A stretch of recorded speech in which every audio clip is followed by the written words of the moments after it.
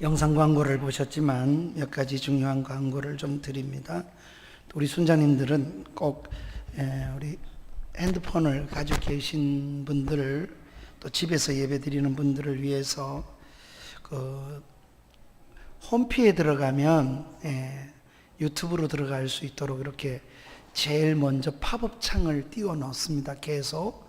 그러니까 거기를 클릭하면 들어갈 수가 있겠고, 또 순자님들이 보내주신 거, 우리 박 전사님 보내주신 걸 클릭해도 유튜브로 들어갈 수가 있습니다.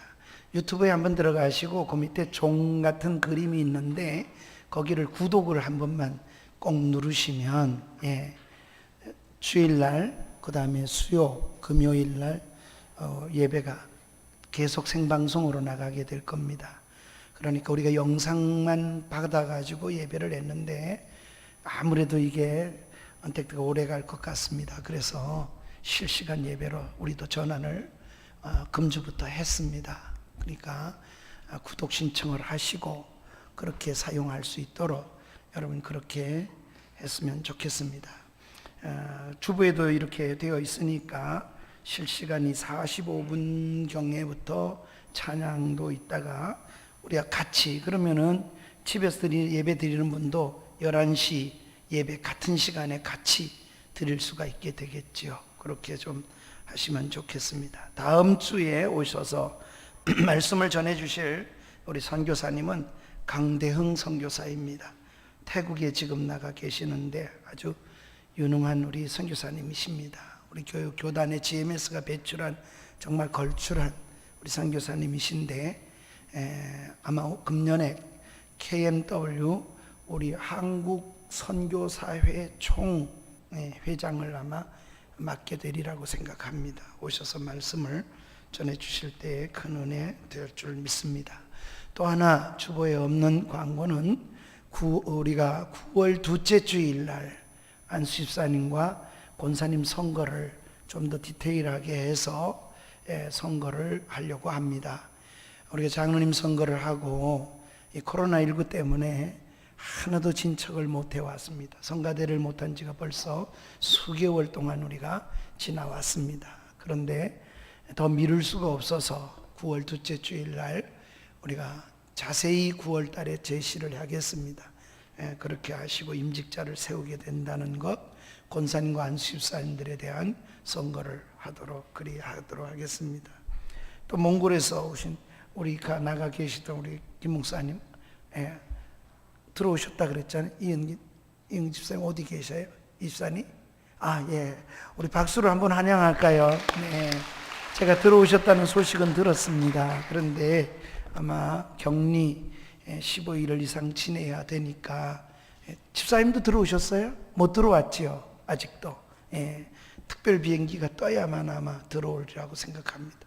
몽골에 영사로가 계시면서 선교사님들을 너무 많이 케어를 해주셔서 정말 너무 기쁘고, 또 집사님을 거기 보내신 뜻이 아마 있었다, 이런 생각을 지울 수가 없습니다. 이 가정을 위해서도 특별히 기도해 주시기 바랍니다.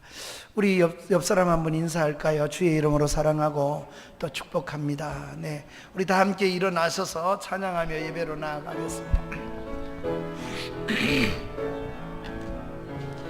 찬양하라 내 영혼아, 찬양하라 내 영혼아, 온 마음과 정성 다하여 주 찬양하라.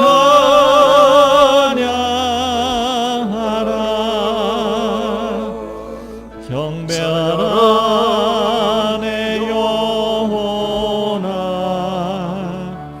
경배하라 내 영혼아, 온 마음과 정성 다하여 주 경배하라.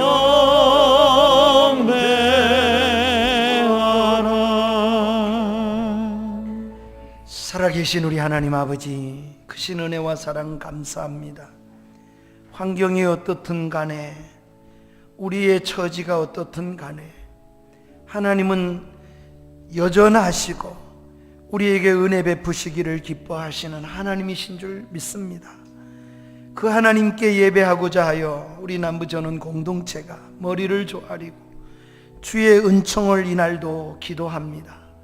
주여 이 가운데 임재하여 주시옵시고 우리 예배가 하나님께 흠양되는 예배가 되게 하여 주시옵소서. 신령과 진리로 하나님 앞에 예배하는 귀한 저들 되게 하여 주시옵시고 우리 모두가 예수님을 가슴에 품고 이 한 주간을 이겨내며 우리의 남은 생애를 믿음으로 살아내는 복된 성도들 다 되게 하여 주옵소서. 시작과 끝을 주께 의탁하옵고 예수님의 이름으로 기원하옵나이다. 아멘. 아멘.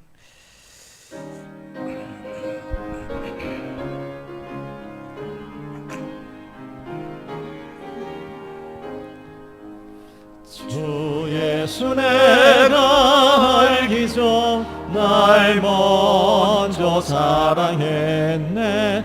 그 크신 사랑 나타나 내 영혼 거듭났네.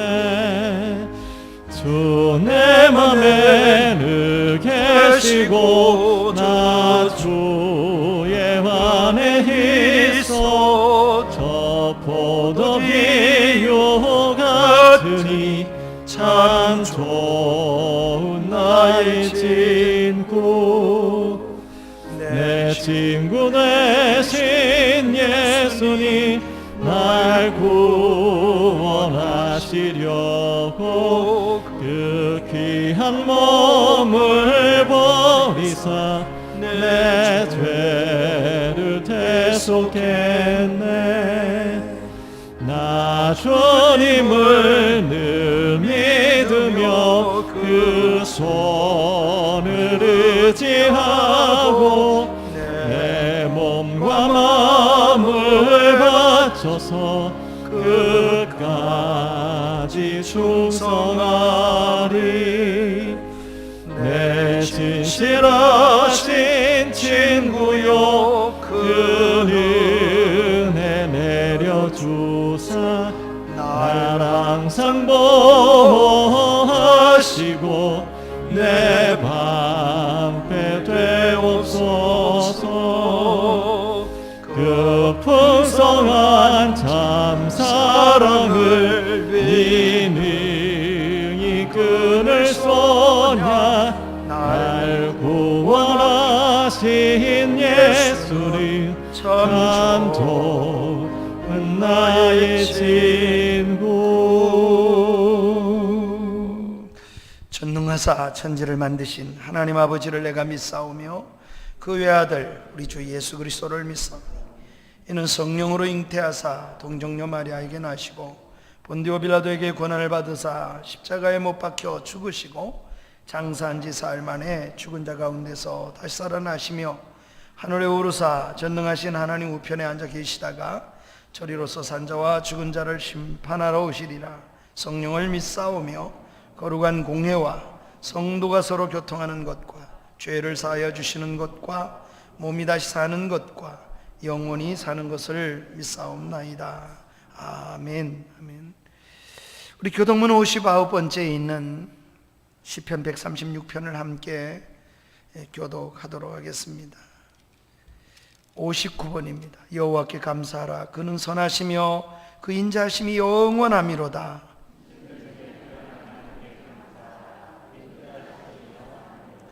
주들 중에 뛰어난 주께 감사하라. 그 인자하심이 영원함이로다.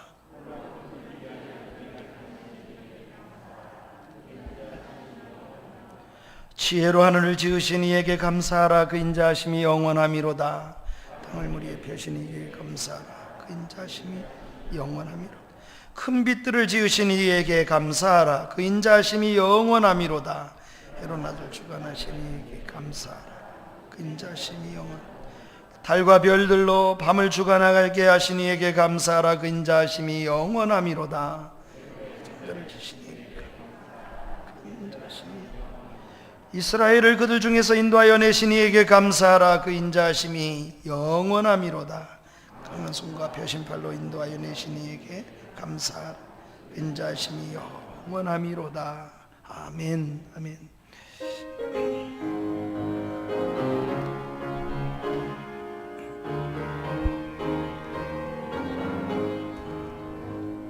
슬픈 마음 있는 사람 예수 이름 믿으면 영원토록 변함없는 기쁜 마음 얻으리. 예수의 이름은 세상의 소망이요 예수의 이름은 전국의 기쁨일세.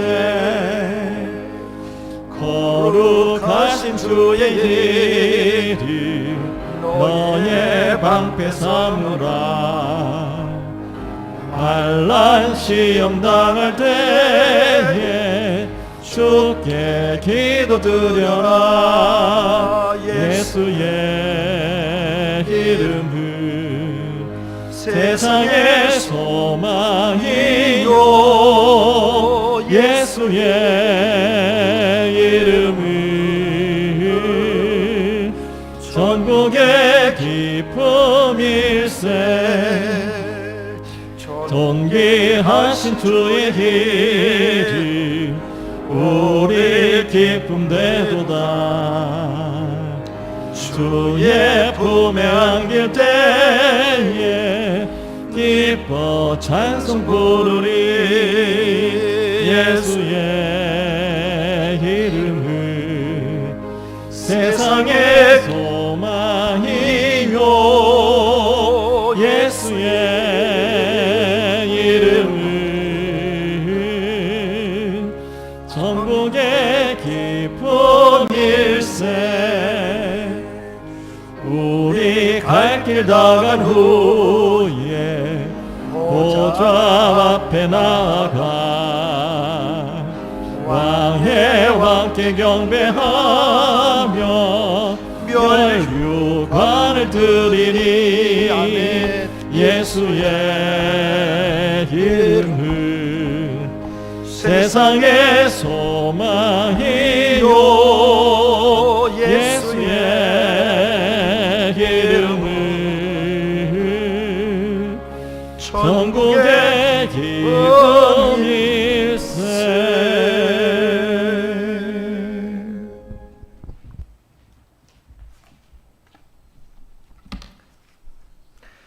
존귀와 찬양을 받으시기에 합당하신 하나님 아버지, 지극히 광대하시고 높으신 하나님을 찬양합니다. 성령 하나님의 인도하심으로 거룩하고 복된 날 주님의 몸된 교회로 나아오게 하시고 예수 그리스도의 능력을 힘입어 예배하게 하심을 감사를 드립니다. 이 시간 우리의 모든 허물과 죄악을 고백하는 심령마다 예수 그리스도의 십자가의 보혈로 정결하게 하여 주시고 예수 그리스도를 믿는 믿음으로 의롭다 여김을 받는 시간이 되게 하여 주시옵소서. 사랑이 풍성하신 하나님 아버지, 하나님의 전적인 섭리하심을 따라 우리가 우리의 삶을 믿음으로 살아내기를 원합니다. 상황과 환경 앞에서 무너지는 아버지 하나님의 백성들을 긍휼히 여겨주시고 문제보다 크신 하나님의 일하심을 바라보고 믿는 믿음의 눈을 열어주시기를 원합니다. 그리하여 우리의 삶에서 주님을 향한 고귀한 뜻과 계획들을 품게 하여 주시고 주의 선하신 계획과 섭리하시는 역사가 우리를 통하여 나타나게 하여 주시옵소서. 긍휼이 풍성하신 아버지 하나님, 이 시간 머리 숙인 주의 백성들이 하나님의 긍휼의 은혜를 구합니다. 하나님의 온전하신 뜻이 어디에 있는지 우리는 알 수 없사오나 우리를 긍휼히 여기셔서 이 상황 가운데서 우리를 회복시켜 주시옵소서. 이스라엘 백성을 향하여 믿음의 눈을 들어 높이 들린 창대의 높뱀을 바라보게 하신 것처럼 우리가 믿음의 눈을 열어 다시금 복음 앞에 세워지는 영성을 점검해 보게 하시고 세대의 패역하고 완악함 앞에서 회개할 수 있는 은혜를 내려 주시옵소서. 우리의 삶이 말씀으로 거룩하고 정결해지는 은혜 앞에 세워질 수 있는 그 은혜를 구하는 자들이 되게 하여 주시옵소서. 감사하신 하나님 아버지, 우리 공동체를 세워주시고 지켜주셔서 여기까지 인도하심에 감사를 드립니다.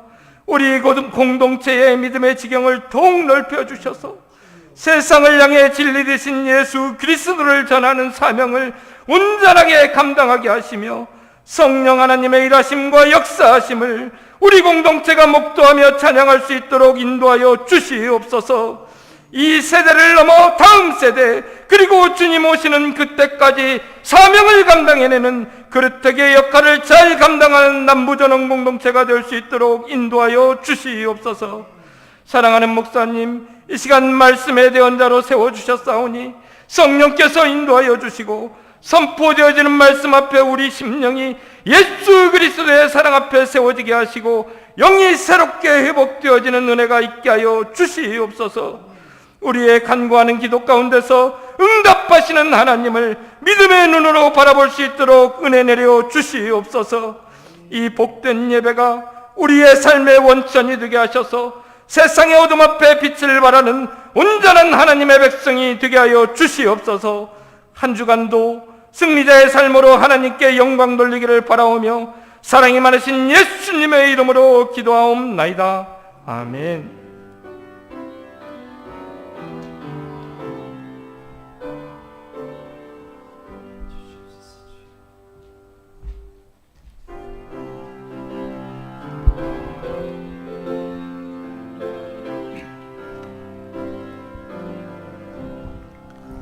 내 주 예수 주신 은혜 하나것만 내 주 앞에 이 적은 것 다 드리니 주 예수여 내 정성을 받으소서. 주 날 위해 보배 부은 피 흘리사 그 귀하신 생명까지 다 주시니 내 천한 몸이 생명을 빼앗기랴. 주 예수께 비친 것이 하나것만 나 주 위에 드린 것은 참 적으니 주 예수여 너그럽게 보옵소서. 주 날 위해 그 귀하신 몸버리사 이 내 몸을 피값으로 사셨으니 내 생명도 주 예수께 바칩니다. 오 하나님 아버지, 이 시간에 우리가 하나님 아버지 앞에 우리 자신을 제물로 삼고 예수 그리스도 피를 의지하고 하나님께 우리 모든 헌물과 함께 헌상합니다. 우리의 몸이 헌신되기를 원합니다. 주께서 이 가운데 오셔서 주의 피로 덮어주시고 우리의 연약함이 쌓여있다 할지라도 기뻐 받으실 만한 향기로운 제물로 삼아 주시옵시기를 원합니다. 그리고 하나님을 기쁘시게 하는 일에 이 예물이 가서 쓰여지게 하시고 하나님께 헌상하는 우리들이 세상에서 빛과 소금으로 쓰여질 수 있도록 은혜를 주옵시기 원합니다. 위기요 힘든 시기를 보낸다고 우리 입술로 쉽게 말을 합니다. 그렇습니다, 주여. 그러기에 주의 은혜가 더 필요하고 위로부터 하나님의 능력이 더 필요한 시기를 맞이했습니다. 주여, 우리 가정을 지켜주옵소서. 우리의 생명도 주께 있사오니 주님이 다스려 주옵소서. 우리의 산후를 둘러 주시옵시고 우리의 직장과 우리의 사업장을 하나님께서 보호하여 주시사 주의 성산에서는 해함도 없겠고 상함도 없으리라 하셨사오니 주께서 은혜를 베풀어 주셔서 은혜와 은총으로 덮어주시옵시기 원합니다.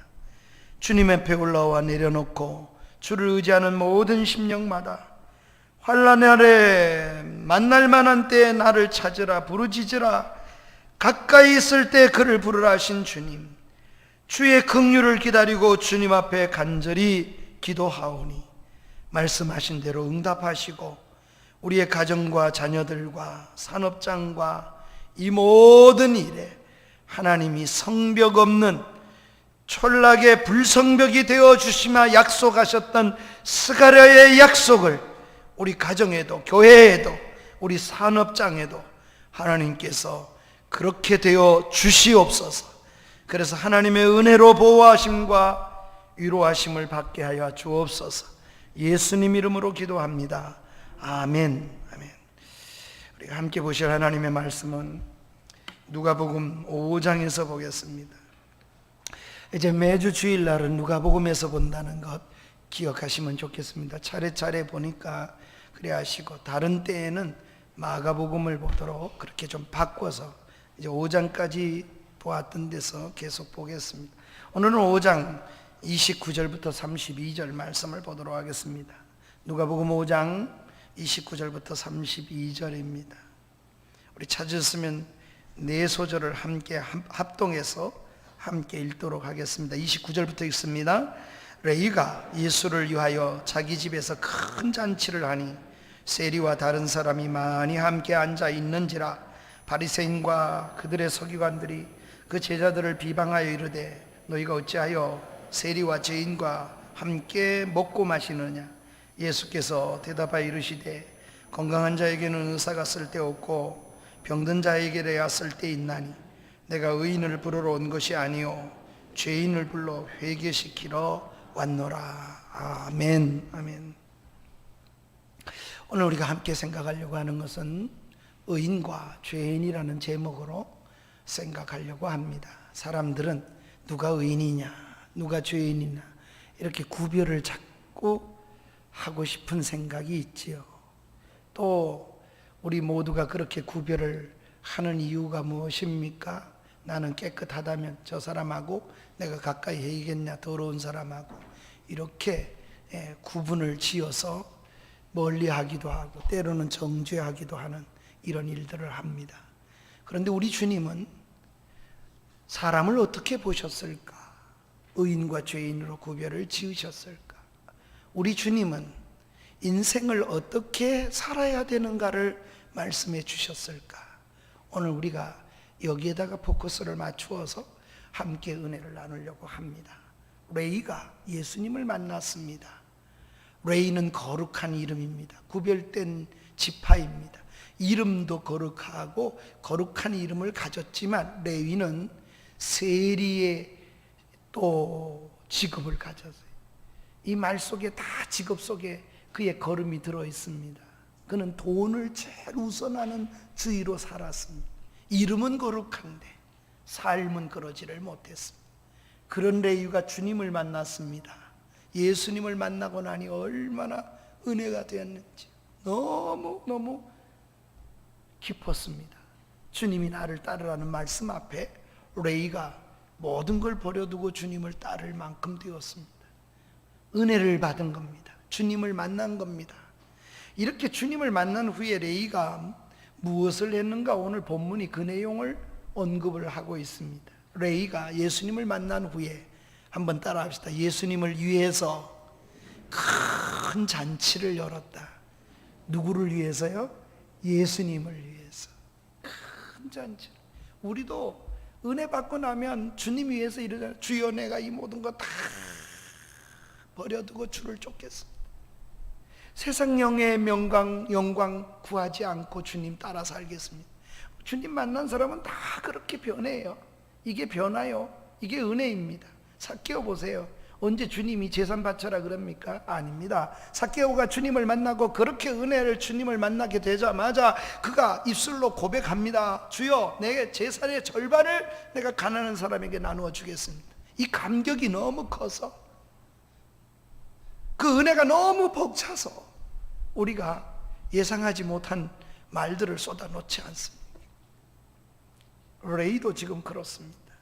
그래서 큰 잔치를 벌려놓고 자기 친구들을 다 불렀습니다. 그런데 거기에는 친구들과 잔치 자리에 비난하는 사람들이 있었어요. 잔치를 즐거워하는 사람도 있었지만 잔치를 비난하고 조롱하는 사람들이 있었습니다. 그때 우리 주님께서 그 비난하는 사람들을 향해서 죄인과 의인을 이야기해 주시고 가르쳐 주셨습니다. 그리고 주님은 이 땅에 오신 목적도 내가 뭘 위해서 왔다 이렇게 말씀해 주십니다. 은혜 받은 사람이 살아가야 할 방향이 무엇인가, 오늘 이 본문 속에서 우리는 그것도 찾아야 되겠고, 또 우리가 어떻게 살아내야 되는 원리를 이 속에서 배워야 되겠습니다. 첫째로 친구를 불러 잔치를 하는 레이라고 하는 사람을 좀 생각해 보십시다. 주님을 만난 레이는 잔치를 했습니다. 친구를 불러 모았습니다. 여러분, 레이 친구가 뻔하지 않죠. 우리 각자 친구가 되게 직업하고 관계가 있지 않습니까? 레이도 세리니까 비록 다른 사람들이 다 더러운 놈, 창기같이 사는 놈 이렇게 욕을 하겠지만 그 친구가 주로 누가 됐겠어요? 세리지요. 그러니까 친구를 불러 모았습니다. 그랬더니 세리의 친구들이 많이 왔어요. 주로 죄인으로 손가락질 받고 유대 그 당시 사람들에게 손가락질 받는 그런 세리들이 많이 모여 왔습니다. 29절입니다. 이렇게 말씀하잖아요. 레이가 예수님을 위하여 자기 집에 잔치를 열었는데 다른 사람도 많이 함께 앉았지만은 시작을 누가가 뭐부터 얘기합니까? 어떤 사람? 예, 직업 얘기해요. 세리와 다른 사람 먼저 나오는 게 세리입니다. 그러니 거기에 다른 사람도 있긴 있었지만 어쩌다 섞은 것이고, 나머지 다 어떤 사람들입니까? 자기와 같이 죄인이라고 취급받는 세리들이 함께 잔치에 참석을 한 것입니다. 여러분, 여기서 우리가 눈여겨볼 중요한 것이 있습니다. 그것은 무엇입니까? 예수님을 믿고 은혜를 받고 우리가 그렇게 되면, 저는 어릴 때 세상 친구 잘 사귀라고, 아무나 사귀면 안 돼. 세상 친구들 다 끊고 술 먹던 친구들 다 멀리하고, 그리고 세상에 활락 좋아하는 그런 친구들 다 끊고 예수님께 집중하고 예수님만 믿어야 된다. 우리는 이렇게 배운 적이 참 많습니다. 저도 그렇게 자랐습니다. 그래서 세상 친구는 다 끊어야 될 걸로 생각했습니다. 그러나 오늘 예수님은 그런 말씀을 한마디도 하지 않습니다. 레이는 오히려 예수님을 영접한 후에 그는 세상 친구를 끊어버린 것이 아니고 멀리한 것이고 밀어낸 것이 아니라 오히려 그들을 잔치에 초청을 했고, 그 잔치에는 자기의 친구들이 전부 와서 포진을 하는 그런 잔치였다는 것입니다. 예수 믿고 난 후에 믿지 않는 친구들, 불신자의 친구들을 끊으려 하지 마십시오. 밀어내려고 하지 마십시오. 그들은 오히려 그렇게 하는 것이 주님의 뜻을 이루는 게 아니라, 주님은 그렇게 하신 적이 없어요. 오히려 주님은 이렇게 말씀하십니다. 그들을 위해서 영향력을 미치는 사람이 네가 되어라. 은혜 받았으니 그 은혜를 어떻게 하라는 겁니까? 은혜를 모르는 사람에게 영향력을 미치도록 그렇게 살아가라고 말씀하시지, 언제 그들과는 담 쌓고 살아라 이렇게 하십니까? 그런 게 아니에요. 성경에서 본질에서 벗어난 거예요. 그런 뜻. 그들을 오히려 잔치에 초청했습니다. 너희는 세상의 소금이다. 너희는 세상의 빛이다. 그리고 이렇게 얘기를 해요. 그런데 주님이 우리가 빛이 되었는데, 빛이 되라는 말이 아니야. 믿음과 동시에 빛이 되었어. 믿음과 동시에 소금이 되었습니다. 그런데 그 소금이 어디의 소금이냐? 세상의 소금이고 세상의 빚입니다. 교회 안의 빚이 아니고 믿는 사람들끼리의 빚이 아니고 오히려 어디에 더 필요할까요? 소금이 변질되고 썩고 그런데 소금이 더 필요하지 않아요? 세상이 훨씬 더 필요하죠. 빛이 어디에 더 필요해요? 어두운 데 더 필요하잖아요. 그래도 믿고 은혜 받고 주님 알고 이런 데보다 우리 교회 안에서보다도 교회 밖에서 빛이 더 필요하잖아요. 사랑하는 여러분, 그러기에 우리는 세상을 떠나라고 말씀하시지 않습니다. 오히려 세상에 들어가서 세상을 변화시키고 너희는 세상에서 영향력 있는 사람이 되어라. 이게 주님이 주시는 교훈인 줄 받으시기 바랍니다. 우리가 그렇게 되어야 되겠지요. 오히려 세상을 변화시키는 그런 역할을 하는 사람이 건강한 사람이고, 그렇게 건강하게 되었으면 그렇게 은혜를 오히려 그렇게 사용하는 것이 옳다는 것입니다. 예수 믿지 않은 남편, 목회를 하다 보니 이런 분도 있어요. 신방하더니 목사님 우리 집에 마귀가 한 마리 있습니다. 아주 누구겠어요? 믿지 않는 술 먹는 남편 들어와서 맨날 괴롭히니 우리 집에는요 아주 사탄이가 아주 단단히 하나가 있다. 들어보면 남편이 믿지 않는 어떤 친척이에요. 여러분, 예수를 믿지 않는 남편, 믿지 않는 가족을 사탄이라고 하거나 미워하거나 팽개치거나 밀어내지 마십시오. 주님이 결코 기뻐하지 않으십니다. 이런 말입니다. 오히려 네가 받은 그 은혜를 가지고 더 영향력을 끼쳐라.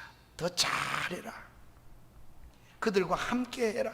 그리고 네가 가진 그 은혜, 네가 그걸 가지고 그분들이 변화될 수 있는 자리로 나아가라. 할렐루야. 이렇게 능력하고 능력 있고 건강한 사람 되시기를 축원합니다. 피신하는 자가 아니에요. 그래서 예수 믿으면 더 적극적이지 소극적이 될 수가 없습니다. 주님께서 비방하는 사람이 없어서 그렇습니까? 아닙니다. 오늘 본문에 보면 비방하는 사람들이 있어요. 비방하는 사람들이 두 가지 면으로 주님이 지금 언급을 합니다. 왜 비방하느냐? 비방하는 면을 한번 주님이 말씀해 주시고, 또 한 면에서는 주님은 사람을 어떻게 보느냐, 비난하는 사람을 구별을 지어서 어떻게 설명하시는가를 말씀해 주십니다. 먼저 비방하는 사람들이 있습니다. 이렇게 앉은 자리를 지켜보며 같이 죄인들이 앉아있는 걸 바라보면서 눈에 보이는 대로 말하고 보이는 대로 비방하는 사람들이 있었습니다. 30절에 보면 이렇게 말합니다. 바리새인과 그들의 서기관들이 제자들을 비방하여 이르되, 여기는 레위도 있고 세리도 있죠. 너희가 어찌하여 세리와 죄인, 세리와 죄인은 같은 동급이에요. 그러니 세리는 죄인이요, 또 다른 사람도 죄인인데 세리와 죄인, 세리와 죄인이니까 세리들하고 같이 앉아, 이 많은 세리들과 같이 앉아서 먹고 마시느냐, 이렇게 비방을 했습니다.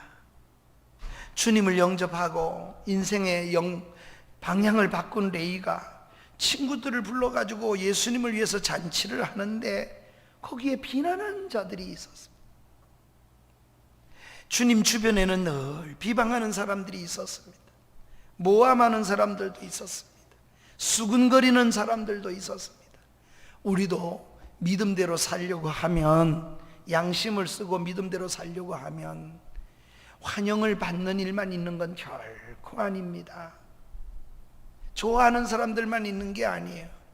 비방하고 모함하고 비난하고 그런 사람들이 언제나 있다는 것을 늘 인지하고 살아야겠습니다. 예수님도 비방을 받았고 예수님도 조롱을 받았고 예수님도 힐난함을 받는데 우리들 무엇이 그렇게 깨끗해서 우리가 그런 거 하나도 안 받고 살아낼 수 있겠습니까? 물론 주님 주변에는 레이처럼 주님을 만나고 너무 환영해서 큰 잔치를 벌리는 사람들도 있어요.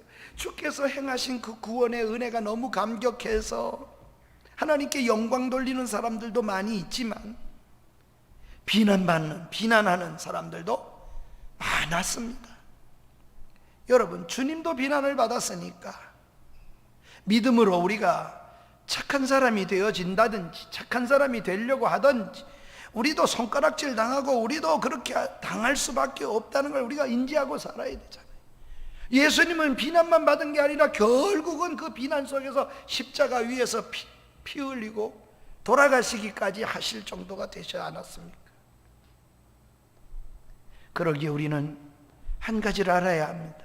사람들이 비방하는 것을 두려워하기보다 하나님이 나를 어떻게 평가하시는가에 더 두려움이 큰 은혜가 있기를 주의 이름으로 축원합니다. 신앙은 사람을 향하여 대상을 맞추는 게 아니고 하나님을 향하여 맞추어 놓는 겁니다.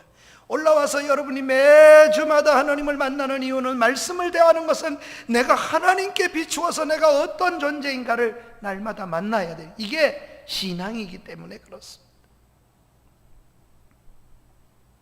그러기에 사람들의 말을 너무 두려워하거나 비난하는 것에 너무 그 평가를 두려워하지 마십시다. 하나님 아버지 앞에서 내 양심과 말씀 앞에서 당당하다면 사람 소리에 너무 신경을 쓰지 마시고 믿음으로 당당하게 한 걸음 한 걸음 걸어갈 수 있기를 주의 이름으로 축원합니다. 이게 건강한 신앙의 사람이 그렇습니다. 건강한 사람은 그런 것에 너무 신경 쓰지 않아요. 아울러 우리는 조심해야 됩니다. 그럼 비난은 당연한 거야 이렇게 또 생각해서는 안 되겠습니다. 비난의 자리에 들어가지 않도록 늘 조심해야죠. 똑같은 일을 하면서도 하나님 지혜를 주세요. 그래서 비난을 받지 않도록 힘써야 합니다. 내용도 모른 채 편견을 가지고 비난하고 겉으로 드러난 것만 보이기 때문에 우리는 그것 가지고 흉보고 비난하고 정죄하다가 내가 하나님의 자리에 그만 침범하는 그런 죄를 범하는 예가 우리가 너무 많아요. 그래서 하나님의 심판의 자리에 나아갈 수 있어요. 하나님이 그런 하나님의 자리를 그렇게 침범하면 하나님은 가만 계시지 않아요. 주님의 심판을 내가 받을 수도 있어요. 따라서 주님만이 하실 수 있는 판단과 심판은 내가 하지 않도록 늘 조심하며 그렇게 살아가는 것이 믿음의 건강한 삶을 살아가는 비결인 줄 믿으시기 바랍니다. 누가 주님과 그 주변에 있는 사람을 비난했습니까? 30절에 이렇게 시작하잖아요. 누가 비난했다고요? 30절에 보니 바리새인과 그들의 서기관들이. 같은 제자 거기에 앉아있는 다른 사람은 아니에요. 서기관과 바리새인들이 거기에 있었어요. 그들이 비방했습니다. 이들이 누구입니까? 오랫동안 하나님을 그래도 경외한다고 살아온, 시간적으로 보면 아주 오랫동안 하나님을 섬겨온 사람들입니다. 그러나 겉으로는 거룩함을 유지하는 것 같지만 속 사람에 대해서는 하나도 관심도 없어요. 그렇게 살아내는 인생이에요. 우리가 주님 앞에 그럴 수 있어요. 오래 믿은 사람이 우리가 꼭 그래질 수 있어요. 속 사람은 하나도 변화가 되지 않는데 오래 믿은 그 하나 가지고 우리가 바리새인과 서기관처럼 그렇게 살아갈 수도 있어요. 모든 기준이 어디 있는가? 자기입니다. 자기가 기준이에요. 그래서 남을 판단하고 비난하고 그리고 내미는 겁니다.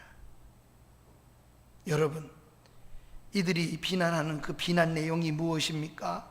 비방하여 이르되 너희가 어찌하여 세리와 죄인들과 함께 먹느냐? 눈에 보이는 거, 먹는 것만 보이니까. 우리는 여전히 바리새인이나 서기관이나 뭐 다를 바 없어요. 우리도 눈에 보이는 게 더 크게 들어오죠. 그러나 그렇게 살아가는 것은 은혜 받은 자의 모습이 아니라는 겁니다. 이들의 비난이 그러했습니다. 세리와 죄인과 함께 먹고 마신다. 그게 비난의 전부였습니다. 보이는 것에 비난하고 정죄하는 게 전부였습니다. 그 보이는 게 뭐냐? 세리와 죄인입니다. 그래서 정죄하고 그리고 밀어버렸습니다. 구별을 지었습니다. 누가 죄인이라고 구별 지을 수 있습니까? 누가 의인이라고 구별 지을 수 있습니까? 오로지 죄인이냐 의인이냐 구별 지을 수 있는 분은 하늘에 계신 하나님 외에는 할 수 있는 게 아닙니다. 죄인이라고 손가락질하는 정도가 아니라 주님 앞에서 저 죄인들과 왜 먹느냐 이렇게 손가락질하는 정도가 아니라 주님이 바로 잡아주고 그거 틀렸다 그렇게 생각을 꽂혀 있으면 안 된다 고쳐주시려고 주님이 가르쳐 주시는데도 그건 하나도 안 들려요. 그러니 얼마나 불쌍한 사람입니까? 그러니 어떻게 합니까? 내가 거룩하다고 생각하고 그렇지 못한 사람을 향하여 손가락질을 비난하고 그러는 것은 건강한 사람이 사실 아닙니다. 은혜를 받았으면 그렇게 하질 않아요. 은혜를 잘못 받았든지 은혜가 아니요, 은혜가 안 받았는데 받은 것처럼 생각되는 거예요.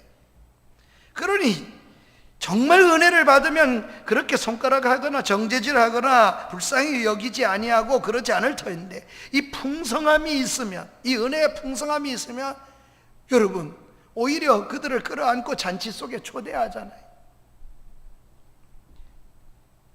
누가 그를 돌아볼 수 있겠어요?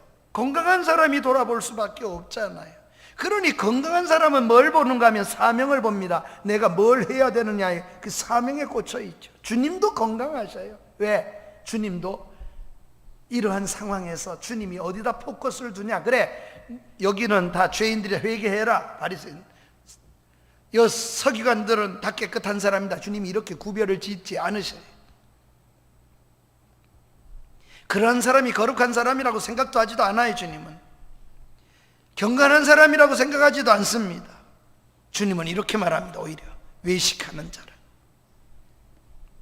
죄인을 비난하고 죄인을 자꾸 여러분 정죄하는 것은 왜 그렇습니까? 한번 따라하세요. 저 사람을 정죄하는 이유는 저 사람보다 나는 어떤 사람이요? 깨끗한 사람이라는 걸 나타내고자 위해서 그래요. 정말 건강한 사람이라면 병든 사람을 오히려 힘이 되어주고 위로가 되어주고 격려하고, 그게 힘 있는 사람의 몫입니다.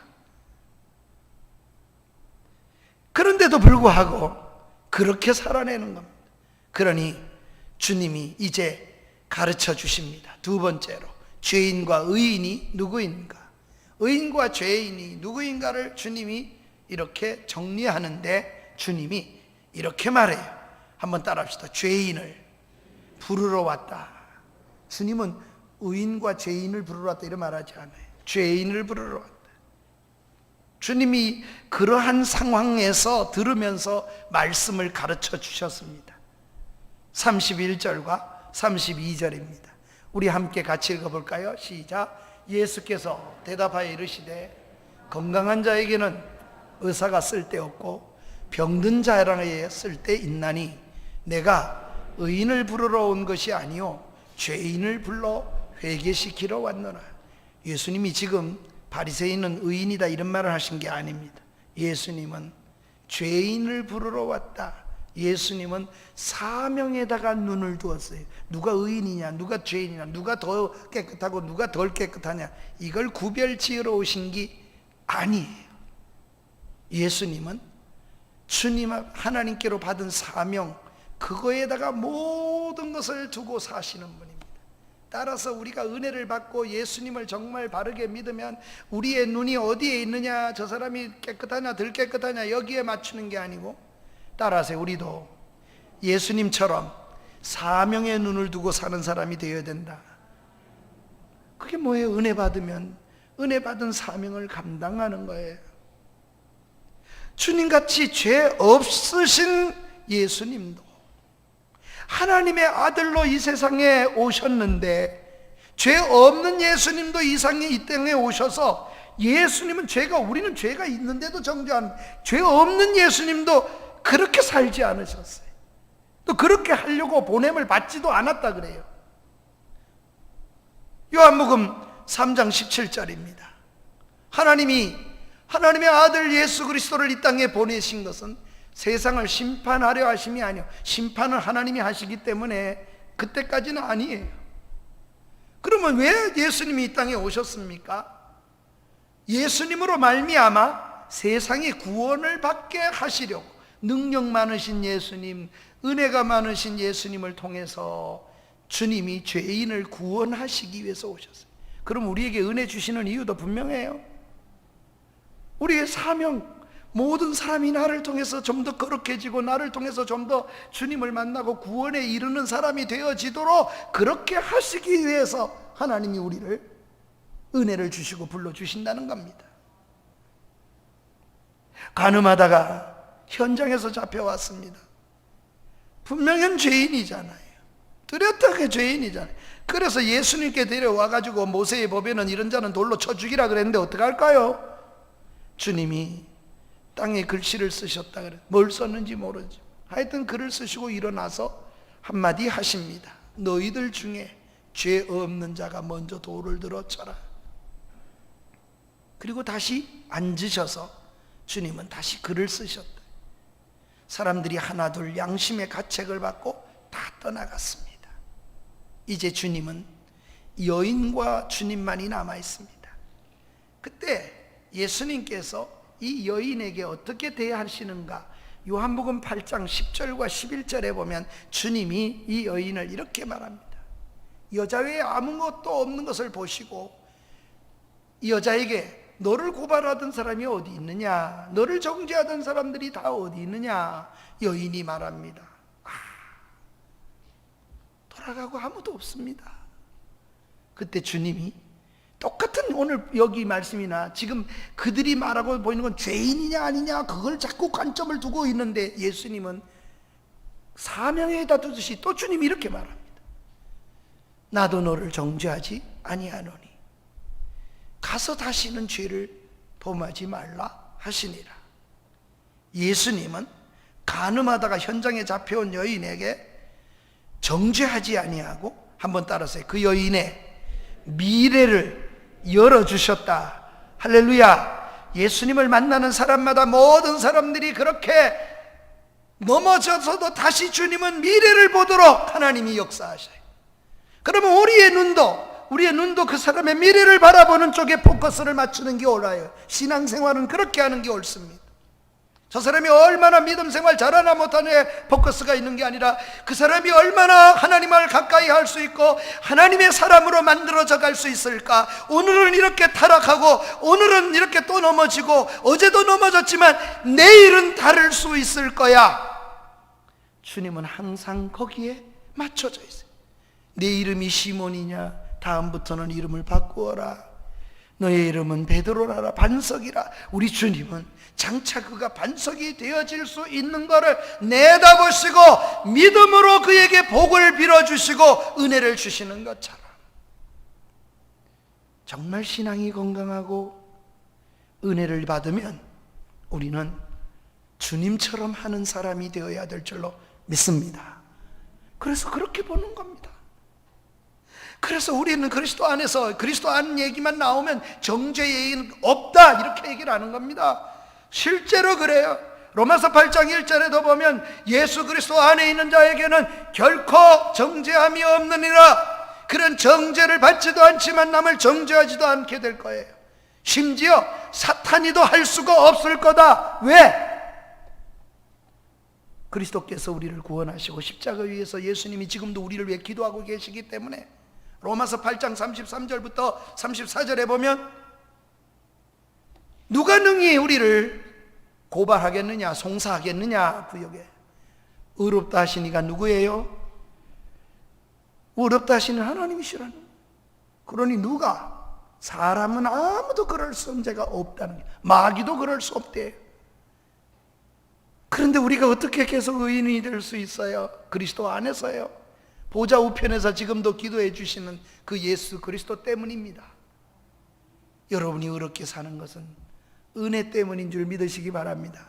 그러기에 주님은 네가 얼만큼 의인이 되었느냐 죄인이 되었느냐 여기에 포커스를 맞추지 않았어요. 예수님은 사명에다가만, 우리가 사는 날 동안 사명에다가만 묻혀서 살아야 합니다.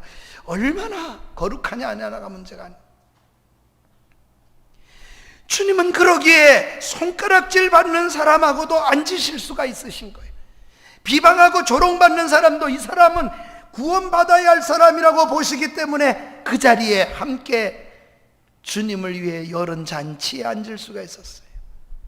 여러분, 아무리 비방하고 조롱하더라도 목회자도 한 가지죠. 끝까지 그를 위해 기도해 줄 수 있는 것은, 끝까지 돌을 던지는 사람을 향해서도 아버지여 저들을 위해 기도할 수 있는 것은, 나는 심판자가 아니요 하나님의 사명만을 바라보고 사는 은혜가 임할 때 우리가 그렇게 할 수 있는, 은혜가 그래서 정말 은혜를 받았으면 우리는 사명을 바라보게 됩니다.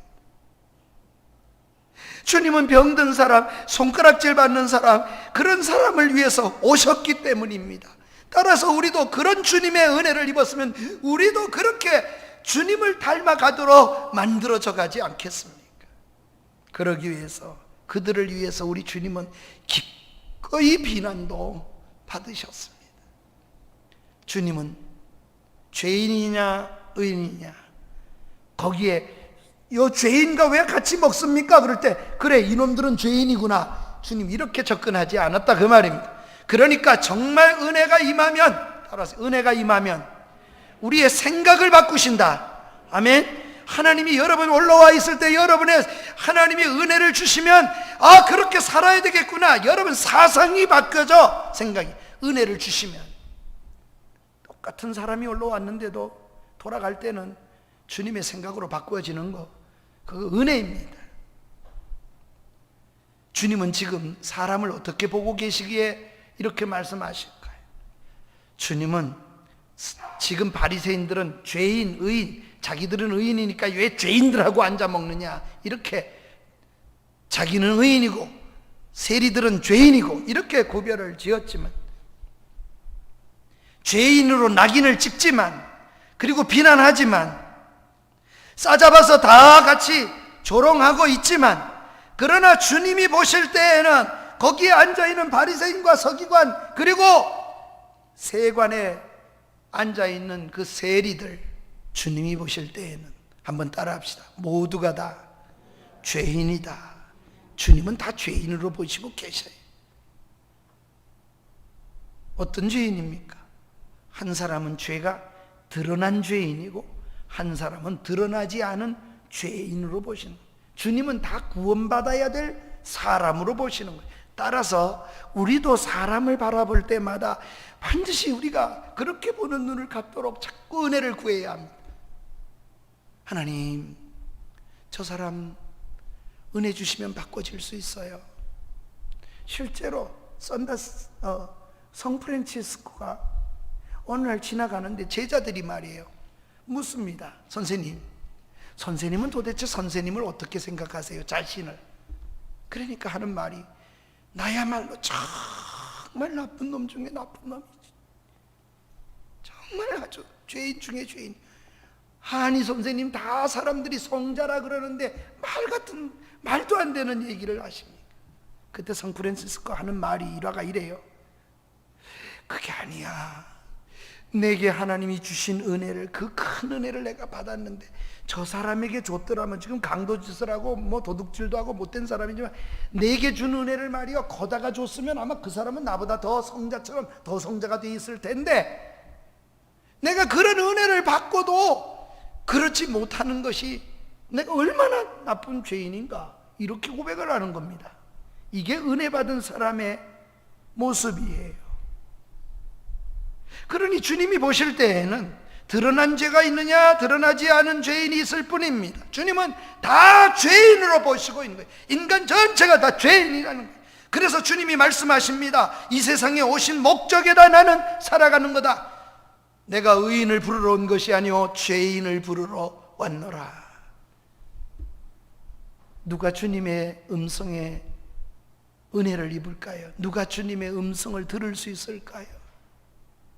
자기가 죄인이라고 생각하는 사람은 그 음성을 들을 겁니다. 그런데 자기가 의인이라고 생각하는 사람에게는 대답할 리가 없어. 내가 의인이니까 난 죄인 부르러 왔다는데 뭐 주님에게 응답하겠어요? 주님은 모두가 죄인으로 보고 있는데 다만 자기 의의를 붙잡고 그렇게 사는 사람이 있고 주님 앞에 죄인이라고 고백하는 사람이 있을 뿐이라는 거예요. 여러분, 이 누가복음 5장을 앞에 돌아가 보면 베드로가 밤새도록 고기 못 잡았습니다. 그런 베드로를 주님이 깨닫게 하셔서 하늘나라를 보게 하십니다.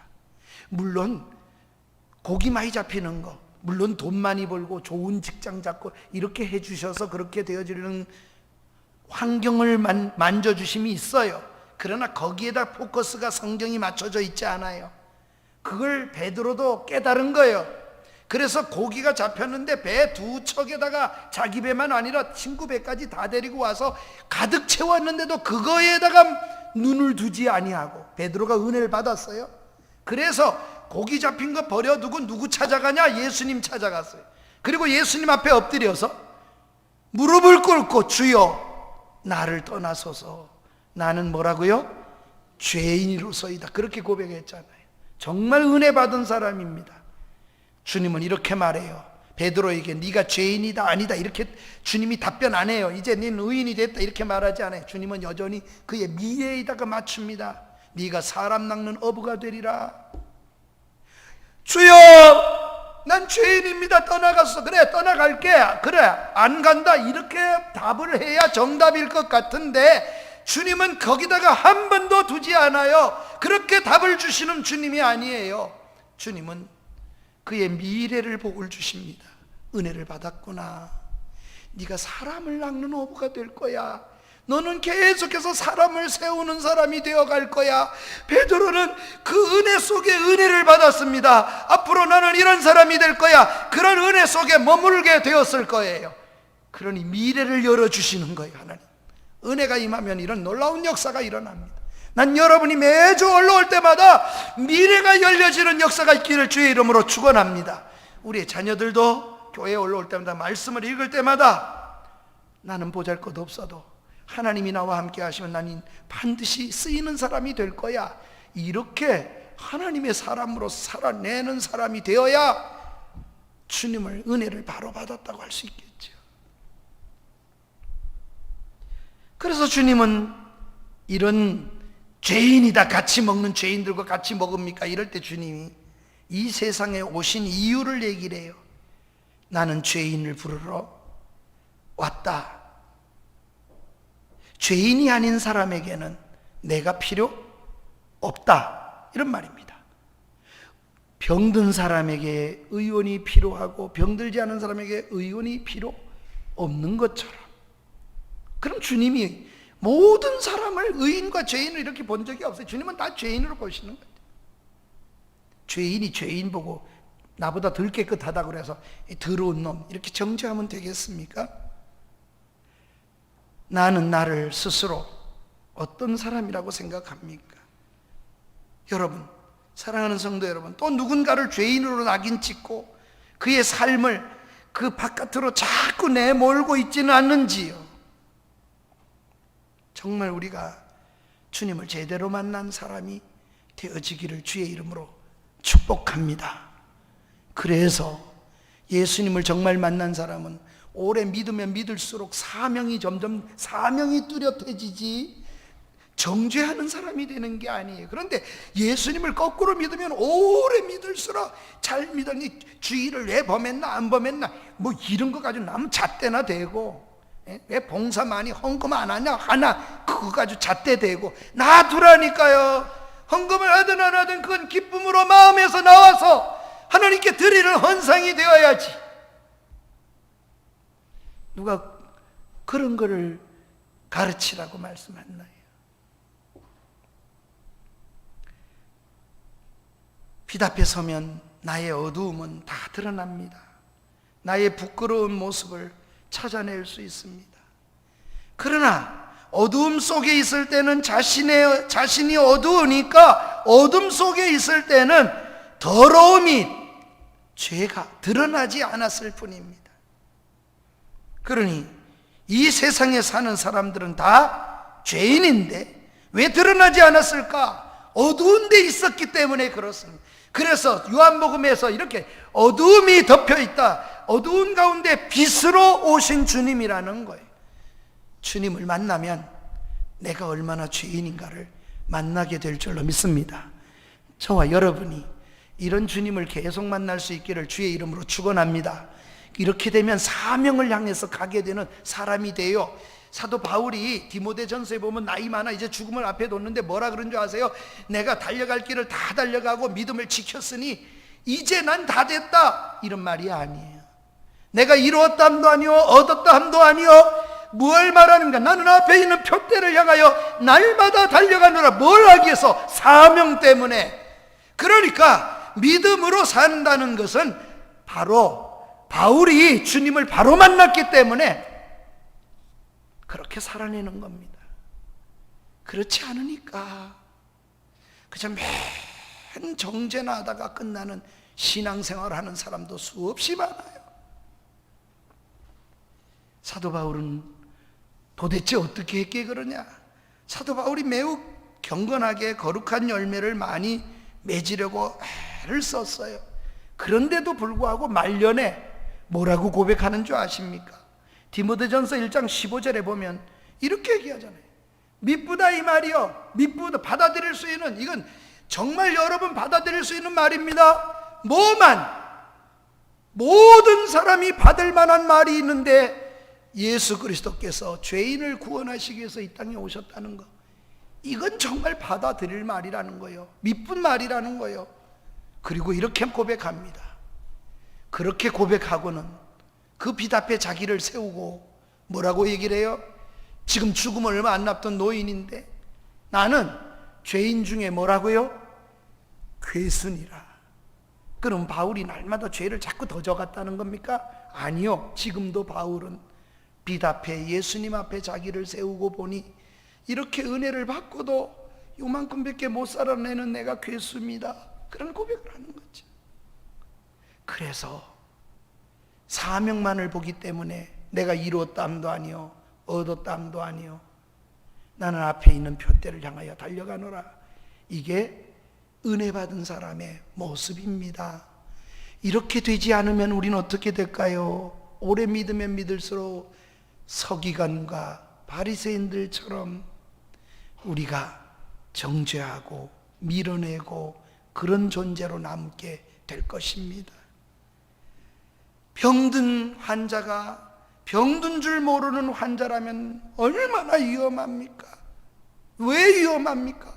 내가 병든 줄을 알게 되면 고칠 수 있는, 치료받을 수 있는 기회가 있는 건데, 병이 들렸는데 분명히 병자인데 알지를 못하면 고칠 기회가 없잖아요. 얼마나 가련한 인생이에요. 그래서 주님이 보실 때 사명을 얘기하시는 거예요. 나는 죄인 된 사람, 의원이 병든 자를 고치기 위해서 왔다고 말씀하셨어요. 죄인입니다. 왜 죄인과 밥을 먹습니까? 예수님이 이렇게 답변해야 돼요. 얼마나 역설적이에요. 성경은 전부 역설적이에요. 이렇게 얘기해요. 야, 다음부터는 그런 더러운 놈들하고는 내가 밥을 안 먹을 테니까 더 이상 얘기하지 마라. 야, 잘 들어. 그리고 끼리끼리 우리 잘 모여서 할 테니까 걱정하지 마라. 이렇게 할 거예요. 이렇게 답변하시지 않습니다. 그건 세상 사람이 말하는 거. 우리 주님은 여전히 사명에다가 맞춰 두신 거죠. 사랑하는 여러분, 우리는 죄인입니다. 그러나 은혜로 우리는 삽니다. 함부로 남을 정죄하고 비난하고 함부로 나만 거룩한 척 하지 마십시다. 그래야만 합니다. 동성애에 대해서 우리는 말씀으로 죄인이라고, 죄라고 반대합니다. 동성애는 안 됩니다. 그러나 동성애자를 정죄하지는 않아야 합니다. 긍휼히 여기고 불쌍히 여기고. 하나님 알지 못해서 저런 죄 속에 있는데 거기서 돌이켜서 건강한 사람으로 회복될 수 있도록 하나님이 은혜를 주십시오. 그 마음으로 우리는 말하는 것뿐입니다. 우리가 죄인임을 알고 주님이 은혜로 의인으로 우리를 여겨주셨기 때문에 누군가 다른 사람을 정죄하기보다 사명에다가 눈을 두고 살아가는 주님처럼 이 한 주간을 살아가는 은혜가 있기를 주의 이름으로 축복합니다. 마음속에 다른 사람을 자꾸 정죄하고 싶은 마음이 떠올 때마다 주여 사명을 생각하게 하시고 주님 닮게 해주세요. 예수를 오래 믿었는데 주님 닮지 않고 자꾸 다른 거 닮으면 이상한 존재겠지요. 주님 닮게 해주세요. 우리 다 같이 일어나셔서 이 말씀을 기억하며 찬양을 드리겠습니다. 96장입니다. 예수님은 누구신가? 예수님은 누구시라 그래요? 우는 자의 위로입니다. 없는 자에게는 풍성입니다. 천한 자에게는 높음입니다. 잡힌 자에게는 노임입니다. 우리에게는 기쁨도 되시고 생명도 되시고 평화도 되시고 영광도 되신다. 주님을 우리 고백하는 시간입니다. 우리 말씀을 기억하며 이렇게 고백하며 나가겠습니다. 예수님은 누구신가? 우는 자의 위로와 없는 자의 풍성이며 천한 자의 높음과 잡힌 자의 노임 되고 우리 기쁨 되시네. 예수님은 누구신가? 약한 자의 강함과 눈먼 자의 빛이시며 병든 자의 고침과 죽은 자의 부활되고 우리 생명 되시네. 예수님은 누구신가? 추한 자의 정함, 죽을 자의 생명 되시는 자의 정함과 죽을 자의 생명이며 죄인들의 충고와 멸망자의 구원되고 우리 평화 되시네. 예수님은 누구신가? 온 교회의 머리와 온 세상의 구주시며 모든 왕의 왕이요 심판하실 주님 되고 우리 영광 되시네.